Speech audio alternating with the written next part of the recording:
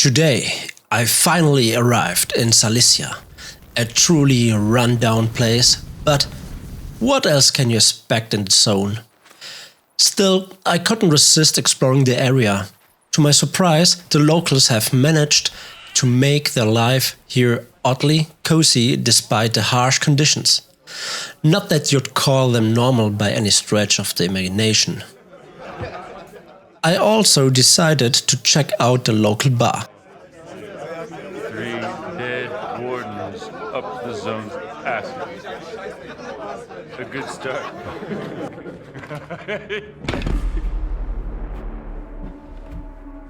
That nearly ended in a shootout.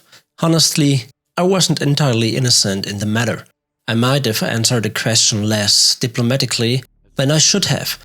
It all started with Captain Sotov, who was ranting about losing a patrol, blaming stalkers for it.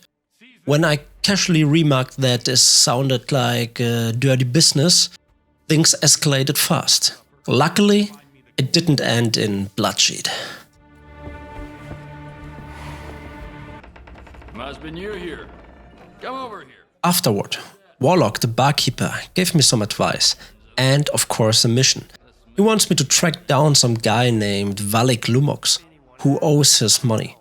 Allegedly, Valik's been hanging around near the water tower. Guess I'll pay him a visit. To that whole dog and pony. Later, I decided to check in with Captain Sotov again.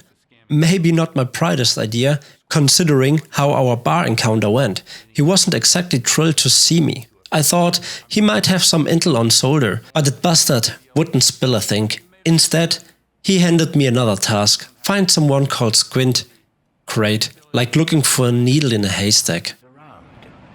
I think he's nearby. I met other people in Zalissya too.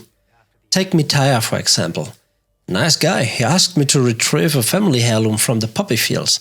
Sounded easy enough, though he warned me about the field. Why? No clue. I didn't ask. For the right price, I'm up for almost anything. At least something to remember my family for. Then there was Hamster, a trader with an impressive mustache. Or maybe a questionable one. He rambled about fair prices and no scams. Sounds trustworthy, or not, we'll see.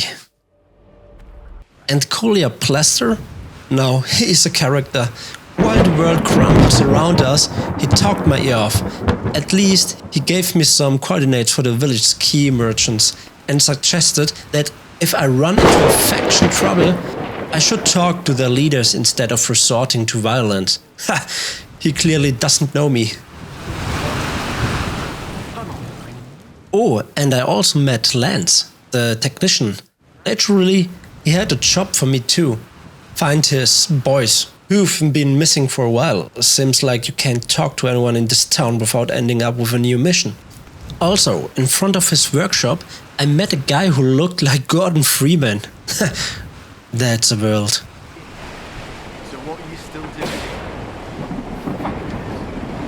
Remember Richter? He's the guy who found me after some bastard clocked me with a rifle and stole my detector. Turns out Richter is friends with Gaffer, the old guy from the bar. I went there to dig up info about Solder and, surprise, got settled with yet another task: climb a down radio tower to fix an antenna.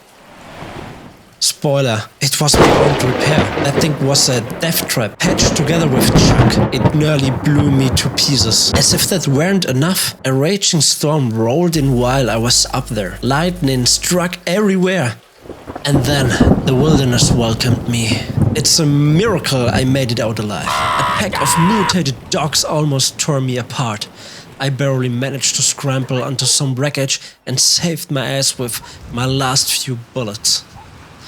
The second antenna wasn't as bad, but of course I nearly broke my legs getting to it. This is a cursed, dangerous place. Yet, amidst the chaos, there are moments that are almost beautiful, there's a strange allure in the madness. And yet, I feel myself being drawn deeper into its grasp. But for now, I'll rest in these ruins and wait out the storm. But I saw something intriguing to the south during the downpour, like an old barracks. Maybe I'll find something useful there to trade back in Zalissya.